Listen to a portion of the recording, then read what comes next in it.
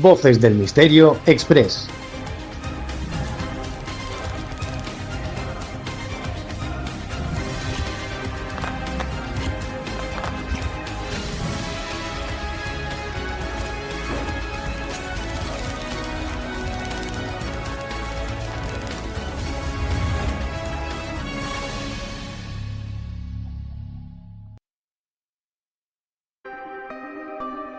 Leyendas, enigmas, fenómenos paranormales, ufología, sociedades secretas, criaturas extrañas y la parte de la historia que nunca te quisieron contar las encuentras aquí, en Voces del Misterio Express.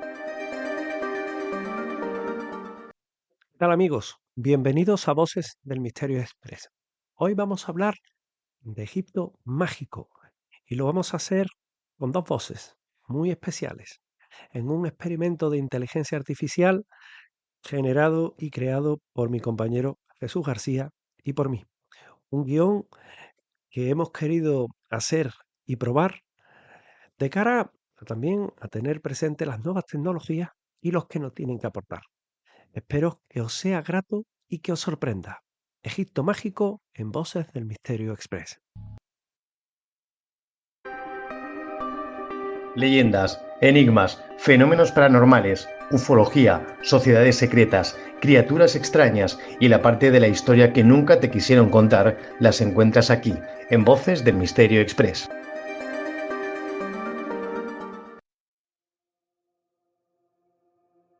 Imaginemos por un momento la historia de la civilización humana. Lo habitual es pensar en ella como una línea ascendente, o sea, un progreso constante. Claro, empezamos con el fuego, luego la rueda, y así paso a paso hasta llegar a los rascacielos. Exacto, siempre de menos a más. Pero, ¿y si esa imagen mental estuviera completamente equivocada en el caso del Antiguo Egipto?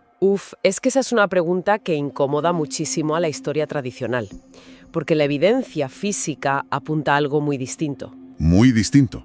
Y de eso va nuestro análisis a fondo de hoy.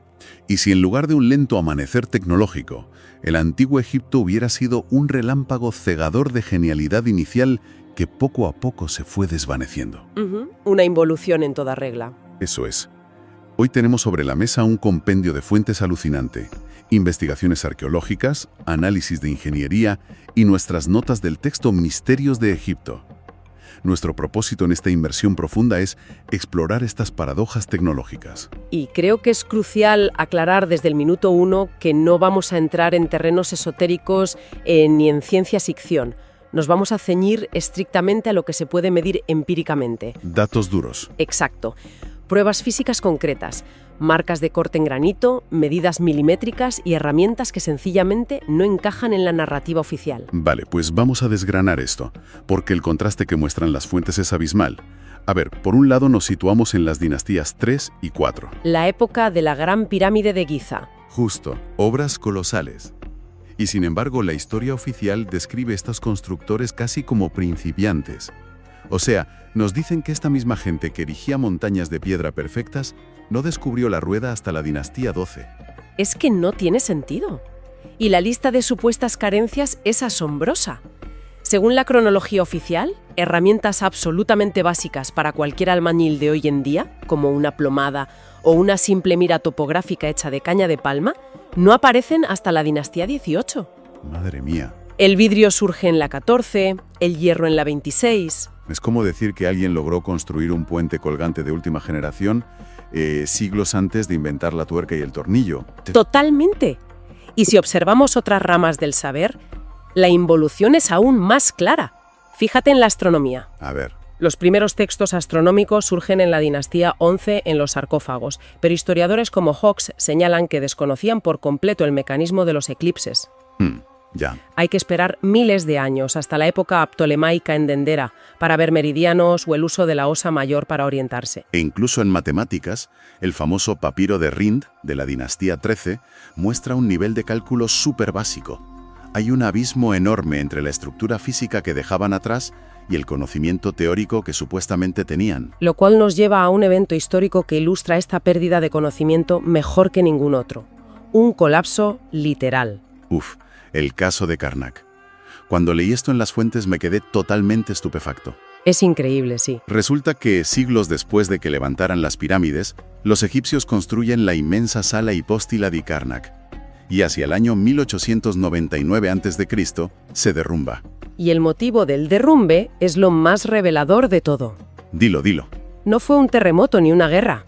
Se vino abajo porque sencillamente no le pusieron cimientos. ¿Olvidaron cómo hacer cimientos? Quienes nos escuchan seguramente estarán igual de perplejos. ¿Cómo pasas de alinear millones de bloques con precisión milimétrica a que se te caiga el techo de un templo sagrado por no preparar el suelo? Es la definición de manual de un cuello de botella en el saber humano. Cuando la técnica fundamental no se comparte con toda la sociedad, puede perderse para siempre en 2 o 3 generaciones. Claro, se pierde el manual de instrucciones. Exacto. Perder la técnica de cimentación nos dice a gritos que la comprensión estructural profunda se había esfumado. Los constructores de Karnak eran imitadores. Buscaban la estética pero sin entender la física. Y ese olvido de la ingeniería nos conecta directamente con otro rompecabezas, el misterio de la piedra dura. Ah, sí, los materiales. Las fuentes analizan lo que usaban en esas primeras dinastías perfectas. Hablamos de pórfido, granito, cuarzo y la temible diorita verde. Para dar un poco de contexto a quienes nos acompañan, la diorita verde tiene una dureza que ronda el grado 11 en algunas escalas modernas de resistencia. Es una roca increíblemente tenaz. Casi imposible de rayar. Muy difícil, incluso con herramientas de acero actuales. Y la versión oficial nos cuenta que los egipcios tallaron estatuas perfectas en este material usando cinceles de cobre.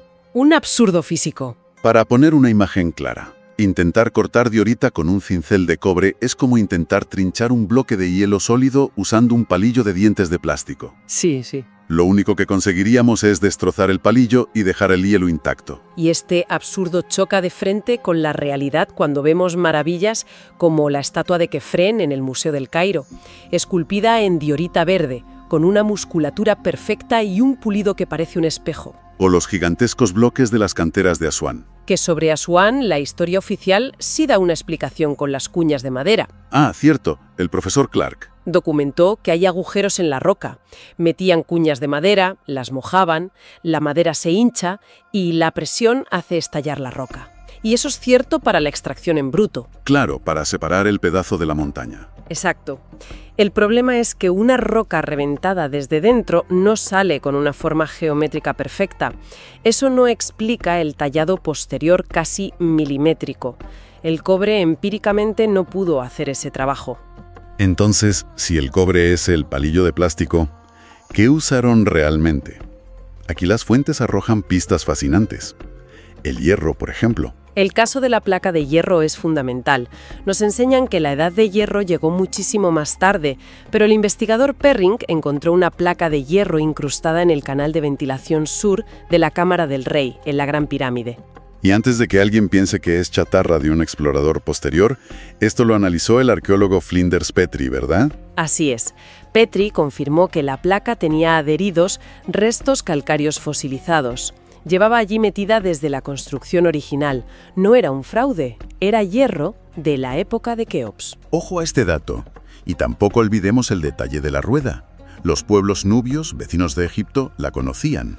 Y comerciaban con ellos constantemente. Es totalmente ilógico pensar que vieran la rueda y dijeran que no, que preferían arrastrar bloques de 100 toneladas por la arena. Totalmente. Estas pistas sugieren una teoría muy fuerte en las fuentes, el control férreo de la información. Es muy probable que este nivel tecnológico fuera sagrado, un secreto guardado por un clero o una élite. Si ese gremio desaparece por una hambruna o una plaga, la tecnología muere con ellos.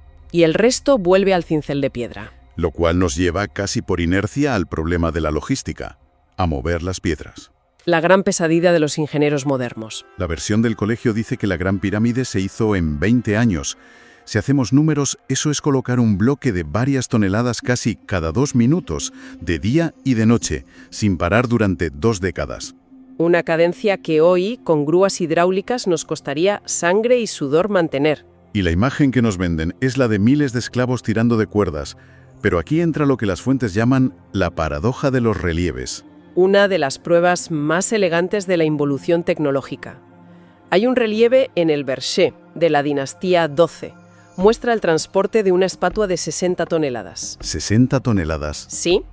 Y el dibujo muestra a 180 hombres tirando agónicamente de un trineo de madera, virtiendo agua en los patines para reducir la fricción. Y el texto lo describe como una hazaña heroica. Casi sobrehumana. Prover, 60 toneladas comparado con lo anterior. Es un juego de niños.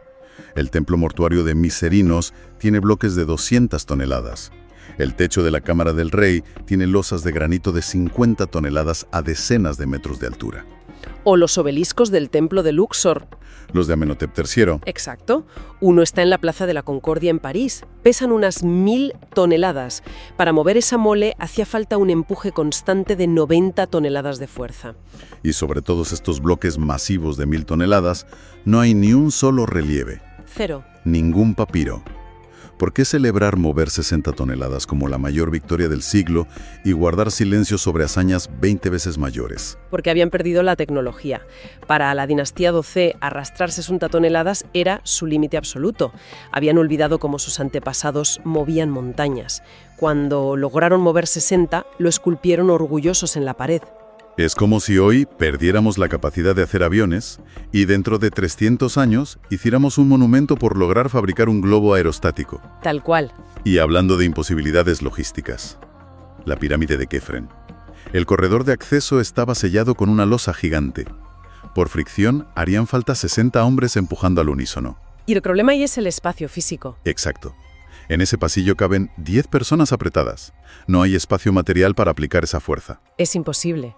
Por eso Petri sugirió que usaron maquinaria. Maquinaria que ya mencionaba Heródoto, por cierto. Sí, máquinas para elevar piedras, aunque su diseño se perdió. Y debemos ser muy críticos con las rampas de arena. Son matemáticamente inviables. Una rampa estable hasta la cima requeriría tanto material como la propia pirámide. Y los rodillos de madera bajo bloques de 50 toneladas se hundirían o estallarían astillados. Vale, descartamos fuerza bruta y cinceles. Miremos las marcas en la piedra. Las herramientas imposibles. Aquí las cosas se ponen fascinantes. Hablemos de tornos mecánicos. ¿Los vasos del Museo del Cairo? Sí, vasos de diorita del Imperio Antiguo. Cualquier ingeniero actual reconoce el patrón en su interior. Marcas circulares, paralelas y equidistantes. No es lijado manual. ¿Es un torno? Y uno articulado, capaz de entrar por un cuello estrecho y vaciar el interior. La arqueología clásica dice que usaban polvo de esmeril frotado pacientemente. Pero la ingeniería de materiales responde que el polvo de esmeril no tiene la dureza para crear ese patrón de corte tan veloz en la diorita. ¿Y las huellas van más allá? ¿Las sierras? Las fuentes mencionan hallazgos en hipogeos de Tebas de la dinastía 12. Encontraron bloques de granito con óxido de cobre, fusionado directamente en la piedra. Esa fusión solo ocurre por una fricción brutal. Metal derretido sobre el surco. Exacto. Y lo revelador es comparar la precisión a lo largo del tiempo. Si analizamos el sarcófago de Dio de Fere, familiar de Keops, vemos que el corte tiene 2 centímetros de ancho, pero presenta un desnivel de 1 centímetro a lo largo de su recorrido. El típico bamboleo del brazo humano cansado usando un serrucho manual. Pero luego vamos a la Gran Pirámide, al sarcófago de Keops, y la desviación del corte es de apenas 1 milímetro. 1 milímetro en un bloque masivo de granito. Eso exige una guía mecánica rígida. Y ahora viene el dato que lo cambia todo. La comparativa con nuestra época. Ojo a las cifras aquí, que son una locura. Una sierra industrial moderna para granito, con hoja de 2 metros y dientes de huidia, que es un compuesto durísimo, Sí. avanza a un ritmo de 0,04 milímetros por vuelta. 4 centésimas de milímetro. Un roce imperceptible. Pues al medir la espiral del surco de las sierras egipcias, el avance es de 2,5 milímetros por vuelta. ¡Qué barbaridad! Más de 50 veces más rápido que nuestra tecnología industrial puntera. No es especulación, es la medida física de la distancia entre las estrías. Me deja loco. Y si hablamos de taladros, los trépanos, la cosa es aún peor. Hacían agujeros cilíndricos de 15 centímetros en pleno granito. Extrayendo un testigo de roca perfecto. Y atención, las perforadoras modernas con punta de diamante, a 50 kilos de presión, avanzan esas mismas 4 centésimas por vuelta.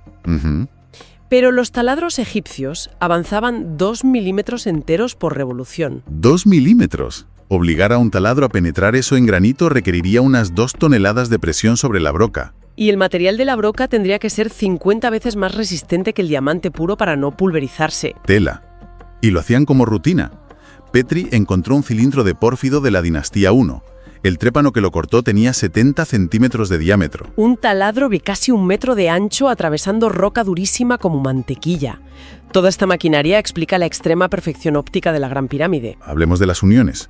Bloques de toneladas donde no cabe ni una hoja de afeitar. ¿Y el revestimiento exterior original? Unas 27.000 placas de piedra calcárea. Cada una pesaba unas 16 toneladas. 16 toneladas, utilizando un yeso de fraguado rapidísimo. Claro, cuando bajaban la losa, si tocaba el yeso se quedaba pegada. Tenían que acertar la posición perfecta en el aire, a la primera. Y vaya si acertaban. La apertura media de la separación era de apenas 5 décimas de milímetro. Medio milímetro. La junta de los azulejos de mi baño tiene más separación y error que las inmensas piedras de la pirámide. Es una pasada. Y mantuvieron ese rigor a lo largo de más de 200 niveles hasta el piramidón, controlando el ángulo con un error de solo 1 segundo de arco. Y las pulían como si fueran la lente del telescopio espacial de Monte Palomar. ¿Cómo se logra eso sin láseres? Y la alineación astronómica. Ese es el toque final. En templos recientes como Edfú usaban estacas y cuerdas. Pero en las pirámides de Keops y Kefren vemos una anomalía matemática. El margen de error con los puntos cardinales es de 5 minutos y 31 segundos de arco. Una desviación apenas perceptible en una línea de 1 kilómetro. Pero lo inquietante es compararlo, ¿verdad? Exacto. La diferencia entre el pequeñísimo error de Keops y el error de Kefren es exactamente 0. Tienen la misma milimétrica desviación angular. Lo cual nos deja pensando, ¿y si no fue un error? ¿Y si apuntaban intencionadamente a algo en el firmamento que aún no hemos descifrado? Es que cuando algo es repetible con margen de error 0 a escala monumental, deja de ser casualidad. Se convierte en cálculo puro. Y esto hace que el análisis sea tan revelador. No son mitos, son huellas impresas en la roca. Evidencias de que las primeras dinastías gozaron de un conocimiento drásticamente superior que se perdió para siempre. Un cuello de botella que sumió a los constructores posteriores en la oscuridad. Y creo que esta involución debería servirnos como un espejo severo. A ver. Si una sociedad capaz de taladrar granito 50 veces más rápido que nosotros y de alinear colosos de piedra con precisión estelar pudo olvidar en pocos siglos incluso cómo hacer unos cimientos, cabe preguntarse sobre nuestra propia vulnerabilidad. Totalmente. Si mañana un pulso electromagnético o una catástrofe borrara nuestra infraestructura digital, nuestros servidores, perderíamos nuestra memoria colectiva. ¿Qué pensarían los arqueólogos del futuro cuando nuestras frágiles ciudades de cristal y acero se hayan derrumbado, mientras las piedras perfectas de Giza sigan allí en pie? Madre mía, es una reflexión que da verdadero vértigo. Pensar que nuestra orgullosa civilización actual podría ser solo otro destello frágil en el tiempo. Queda muchísimo por aprender. De esos ingenieros anónimos que decidieron moldear el planeta con una exactitud que hoy nos parece magia. Una magia muy real y muy física. Ha sido un auténtico placer desenterrar estas paradojas que desafían lo que creíamos saber y compartirlo con quienes nos escuchan. Nos despedimos por ahora, pero la investigación continúa. Leyendas, enigmas, fenómenos paranormales, ufología, sociedades secretas, criaturas extrañas y la parte de la historia que nunca te quisieron contar las encuentras aquí, en Voces del Misterio Express. Voces del Misterio Express.